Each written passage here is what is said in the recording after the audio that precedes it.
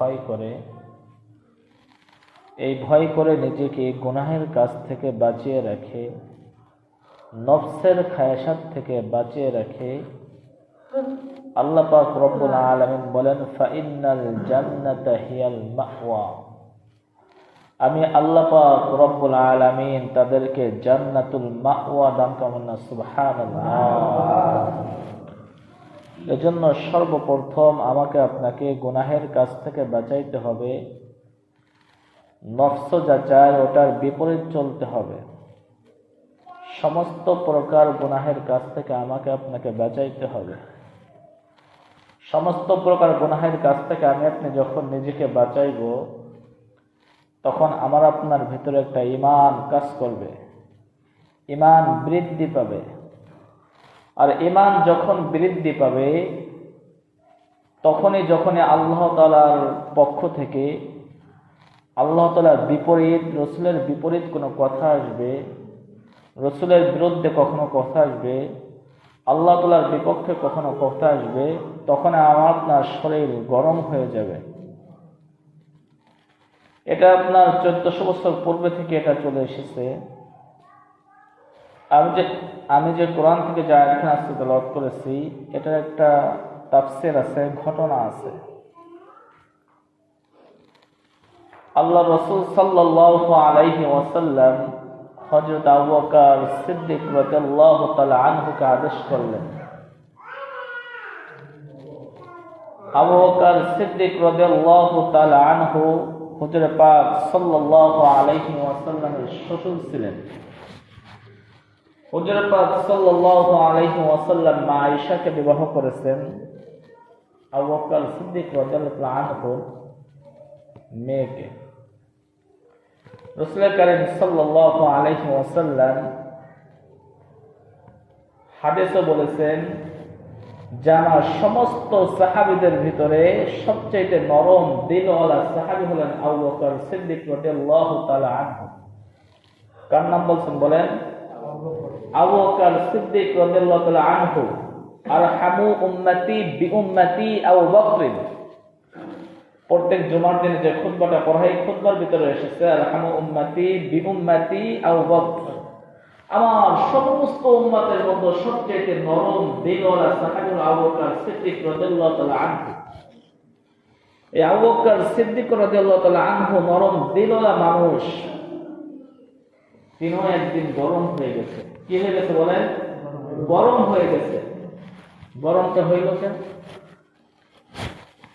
রাসূল কারীম সাল্লাল্লাহু আলাইহি ওয়াসাল্লাম আবু বকর সিদ্দিক রাদিয়াল্লাহু তাআলা আনহুকে পাঠাইলেন বনি কায়নাকা গোত্রে। ও আবু বকর, যাও ইসলামের কিছু কথা বলে আসো, দ্বীনের পথে কিছু দাওয়াত দিয়ে আসো। আবু বকর সিদ্দিক রাদিয়াল্লাহু তাআলা আনহু বনি কায়নাকা গোত্রে চলে গেলেন ইসলামের দাওয়াত দেওয়ার জন্য। বনি কায়নাকা ইসলামের দাওয়াত দিতে যাওয়ার জন্য চলে গেলেন আবু বকর সিদ্দিক রাদিয়াল্লাহু তাআলা আনহু। কিছু লোকজন একত্রিত হলো, আবু বকর সিদ্দিক রাদিয়াল্লাহু তাআলা আনহু ইসলামের কথা বলতেছেন, ইসলামের দাওয়াত দিতেছেন, এক আল্লাহ তাআলার দাওয়াত দিতেছেন, রাসূলের দাওয়াত দিতেছেন, যাকাতের কথা বলতেছেন, হজের কথা বলতেছেন। এক পর্যায়ে ওই ইহুদি নাম তার ফিনহাস। কি নাম বলেন? ফিনহাস আবু বকর সিদ্দিক রাদিয়াল্লাহু তাআলা আনহুকে বলতেছে, আবু বকর, তোমার আল্লাহর যে ইসলামের তুমি দাওয়াত দিতেছো, আর আমাদের যে ধর্ম, আমাদের ধর্মই ভালো আছে। তোমাদের যে ধর্মের কথা বলতেছো, তুমি যে রবের কথা বলতেছো, সেই রবের থেকে তো আমরা অনেক ধনী, এবং তোমার রব হইল বলেন নাউজুবিল্লাহ। কি বলতেছো বলেন? যে তুমি যে ধর্মের কথা বলতেছো, তোমার রব হইল গরীব, আর আমরা তোমার রবের থেকে অনেক ধনী। এই কথা যখন আবু বকর সিদ্দিক রাদিয়াল্লাহু তাআলা আনহু শুনলেন, ওই ফিনহাসকে ডেকে বলো, ফিনহাস তুমি আমার কাছে আসো। আবু বকর সিদ্দিক রাদিয়াল্লাহু তাআলা আনহু ওই ফিনহাসের মুখে সঙ্গে সঙ্গে একটা থাপ্পড় দেন না, সুবহানাল্লাহ। হুজুর পাক সাল্লাল্লাহু আলাইহি ওয়াসাল্লাম কি জন্য পাঠিয়েছিলেন বলেন? ইসলামে দাওয়াত দেওয়ার জন্য। আবু বকর সিদ্দিক রাদিয়াল্লাহু আনহু কি বললেন?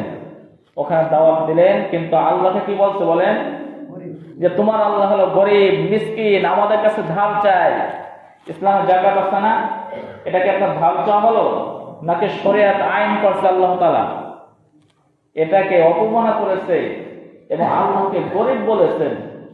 এই কথা আবু বকর সিদ্দিক রাদিয়াল্লাহু তাআলা আনহু আর সহ্য করতে পারেন নাই। আবু বকর সিদ্দিকের বিরুদ্ধে ইহুদি এবার নালিশ করার জন্য চলে গেলেন। ইয়া রাসূলুল্লাহ, ইয়া হাবিবাল্লাহ, আপনি আমার মুখের দিকে তাকায় দেখেন আপনার আবু বকর আমাকে কি করেছে। হুজুর পাক সাল্লাল্লাহু আলাইহি ওয়াসাল্লাম বলেন, ও ইহুদি, তুমি ঠিক মতো নাম বলো, তুমি কার নাম বলতেছো? তুমি ঠিক করে বলো কে মেরেছে? হুজুর পাক সাল্লাল্লাহু আলাইহি ওয়াসাল্লাম চিন্তা করলেন, আমার আবু বকর তো এরকম মানুষ না।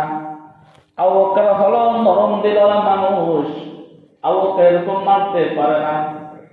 ইহুদি বললেন, আপনার আবু বকর আমাকে মেরেছে।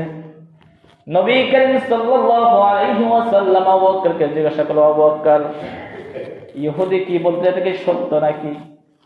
নবী করিম সাল্লাল্লাহু আলাইহি ওয়াসাল্লাম আবু বকর সিদ্দিক রাদিয়াল্লাহু আনহুর চেহারা দেখে বলে, অবশ্যই এটা সত্য, কিন্তু আমি কি জন্য মেরেছি আপনি ইহুদিকে জিজ্ঞাসা করেন।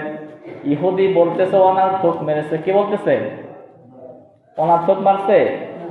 ওই ফিনাসে কি অনার্থক মারছে? আমার আপনার আল্লাহকে কি বলছে বলেন? গরিব মিসকিন বলছে। এই জন্য ফিনাসে আবু বকর সিদ্দিক রাদিয়াল্লাহু আনহু থাপ্পড় মারছে। কিন্তু ওখানে আর কোনো সাক্ষী জানারটা ছিল না। আর ইহুদি দেখবেন এমন একটা জাতি, তারা সমস্ত কথা একবার, তারা মুসলমানদের ভিতরে তো আপনার যে দুই রকম কথা হইতে পারে, কিন্তু তারা কিন্তু এরকম না। আর যদি ইহুদি খ্রিস্টান যদি আমাদের একজনকে মেরে দেয়, তারা একটু মুখ দিয়ে স্বীকার করবে না যে আমরা মুসলমানকে মারছি। তারা বলবে কি যে মারে তো নাই, মারে তো নাই, একবারে এক কথার উপর তারা অটল থাকবে। তো মুসলমান কি এটা পারে না? মুসলমানের সাথে একটু বন্ধুত্ব আছে, একটু পরে আবার বলে দেয়। এবার ইহুদি অস্বীকার করতেছে, আমি এই কথা বলে নাই। কি বলতেছে? যে আমি এই কথা বলে আমাকে অনার্থক মারছে। এ মুসলমান সময় সংকেত আল্লাহ পাক রব্বুল আলামিন কোরআনের মাধ্যমে জানিয়ে দিলেন, জিবরাইল যাও, দ্রুত রাসূলের কাছে চলে যাও। লাকাদ সামিআ আল্লাহু কাওলাল্লাযীনা ক্বালু ইন্নাল্লাহা ফাকীর ওয়া নাহনু আগনিয়া। আল্লাহ পাক রব্বুল আলামিন কসম খেয়ে বলতেছেন, ও রাসূল, ওই ইহুদি মিথ্যা বলছে। লাকাদ সামিআ আল্লাহ, নিশ্চয় আমি শুনেছি, ইন্নাল্লাহা ফাকীর, নিশ্চয় প্রভু ফকির, ওয়া নাহনু আগনিয়া, এবং আমরাই হলাম ধনী। যেখানে আল্লাহ পাক রব্বুল আলামিন জিবরাইলের মাধ্যমে পাঠিয়ে দিয়েছেন, সেখানে কি আর কিছু লাগে নাকি? আর কোনো কিছুই লাগে না। এ মুসলমান যে কথা বলতেছি, যে একজন ইহুদি নরম দিলওয়ালা সাহাবীর সামনে যখন নাকি আল্লাহকে ফকির বলছেন, আল্লাহকে গরিব বলছেন, আবু বকর সিদ্দিক রাদিয়াল্লাহু আনহু সঙ্গে সঙ্গে থাপ্পড় মেরেছে।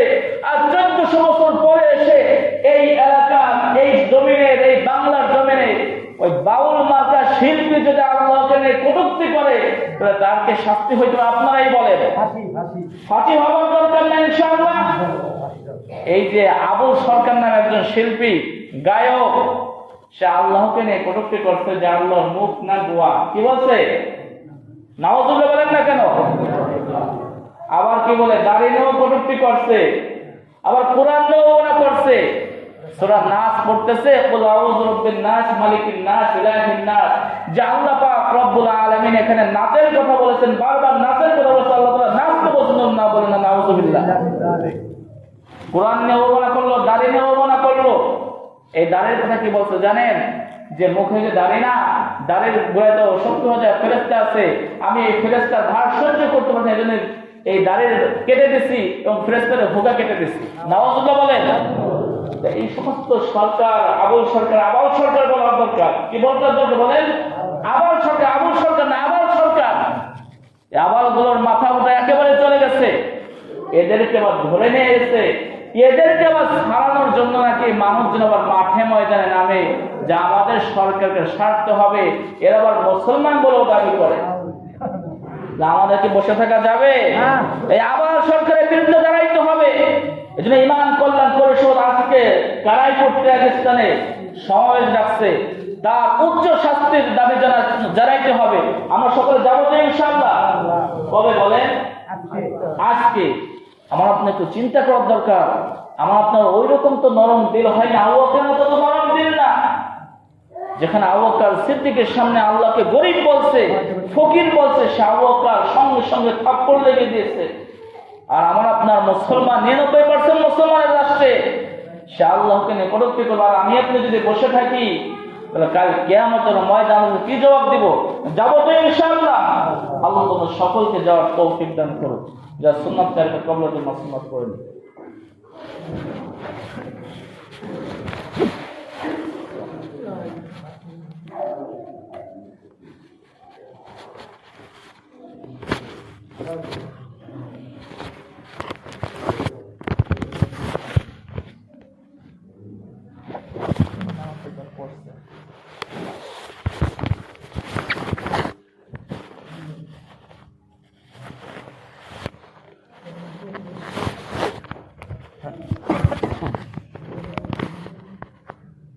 ভয় করে